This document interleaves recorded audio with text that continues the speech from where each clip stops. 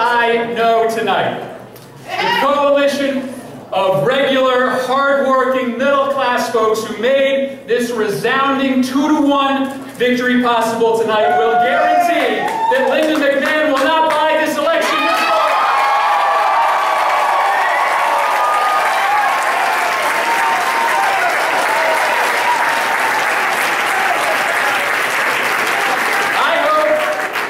I hope Linda McMahon and her high-priced handlers and her consultants are watching us tonight. Now, listen, I might not be a billionaire.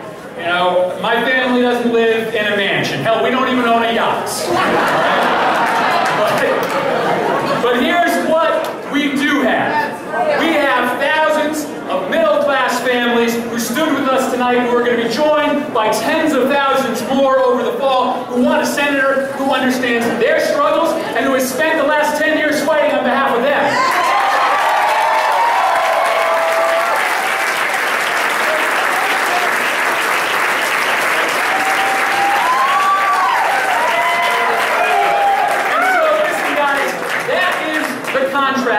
In this election.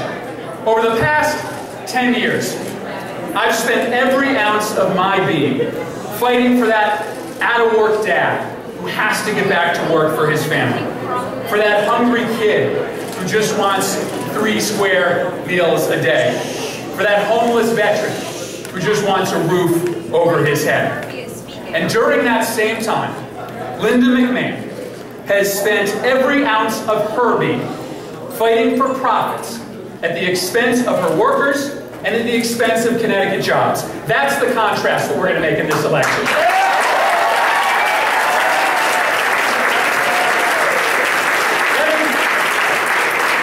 me break it down even more clearly for you.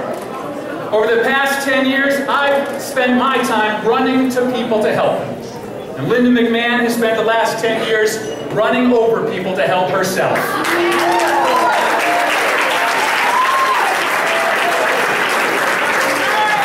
While she was making sure that her workers were contractors who didn't get health care benefits, I was working in Hartford to pass the nation's first stem cell law, to put hundreds of people to work and to cure some of the most deadly diseases in this country. That's the contrast in this case.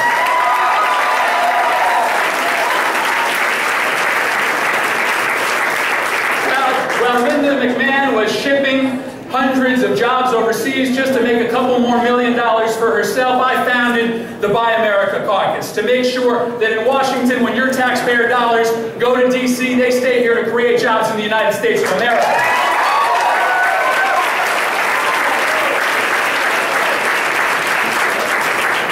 And while Linda McMahon spent the last 10 years making her billions off of selling sex and violence and drug abuse, well, I spent the last 10 years fighting for campaign finance reform and ethics reform, resulting today in the strongest ethics reform legislation that Congress has ever passed.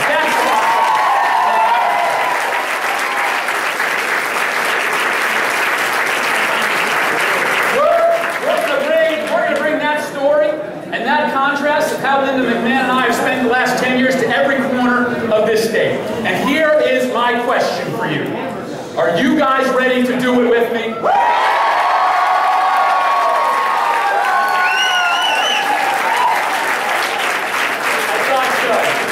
I thought so because I need you. And here's just an example of the story that we're going to tell in this election. Linda McMahon's got an economic plan on her website. And you don't have to do very complicated math to figure out that that tax plan would give her a $7 million tax cut. So here's what we're going to ask the people of this state. If we have $7 million, do you think it's better off in the pocket of Linda McMahon, or do you think it's better off here on the streets of New Haven in the pockets of good middle-class families? Early jobs, early childhood centers, job training centers. Of course it's better off here. Of course it's better off in the pockets of middle-class families. You understand, Brad?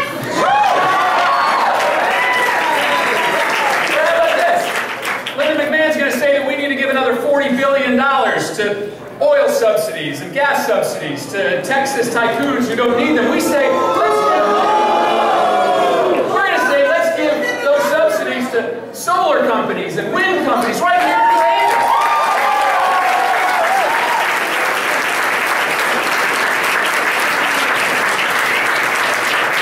So the stakes are high in this election. You know, whatever issue we're talking about, whether it be taxes or healthcare or energy, we're going to have a contrast that we can bring to every corner of this state.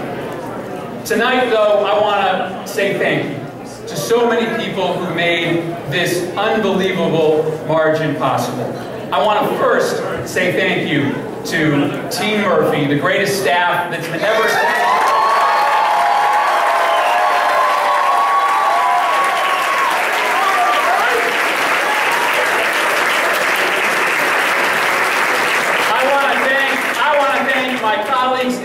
Congress who came out so early in support of my candidacy. I want to thank the governor and the lieutenant governor for their support. I want to thank Dick Blumenthal for his unbelievable support.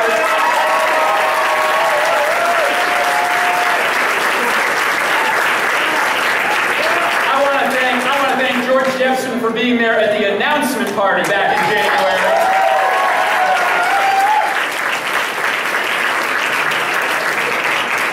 I want to thank the thousands of volunteers right here in this room who went out.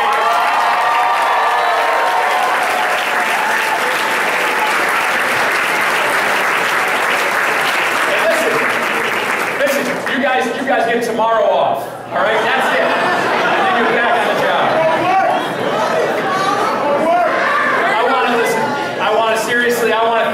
I want to thank Susan Beisortz. Let's give a round of applause. She ran a spirited campaign. She's helped sharpen our focus for the fall. And lastly, I want to thank the three most important people in this room. I want to thank Kathy, I want to thank Ryder, and I want to thank Owen.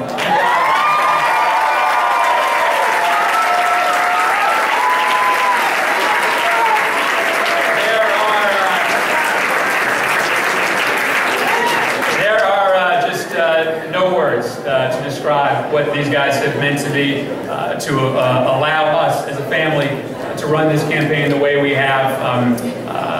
There's no words. You guys are all a family, but these guys have made this possible. Lastly, I want to say this. When I ran my first campaign for the state legislature, I was 24 years old. I honestly had no idea what I was doing. I was running against a 14-year incumbent. I had just moved to town. I was underfunded. People gave me absolutely no chance. I had everything going against me. But I had two important things going for me. First, I knew I was doing the right thing. I knew I was running against a guy who needed to beat me. I knew I had the issues and the people on my side. But I had something else too. I had this little scrap of paper about a couple months into the race that I wrote a little quote from Thomas Edison on. And I pasted that piece of paper to the wall in my little apartment. And every night before I went to bed, I'd read it. And every morning when I woke up, I'd take another look. And I think about that a lot today. That little piece of paper said, there is no substitute for hard work. Right? Amen!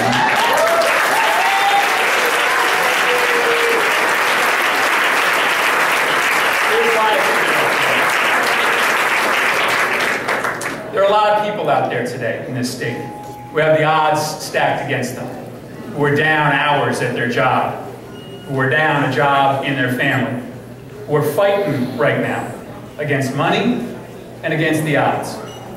I know we're going to get outspent in this race. I know we're not going to be able to run more TV commercials. I know we're not going to be able to print as many mailers. But I know the same thing that millions of hardworking, struggling, middle-class and poor families out there in Connecticut know. There is no substitute for hard work.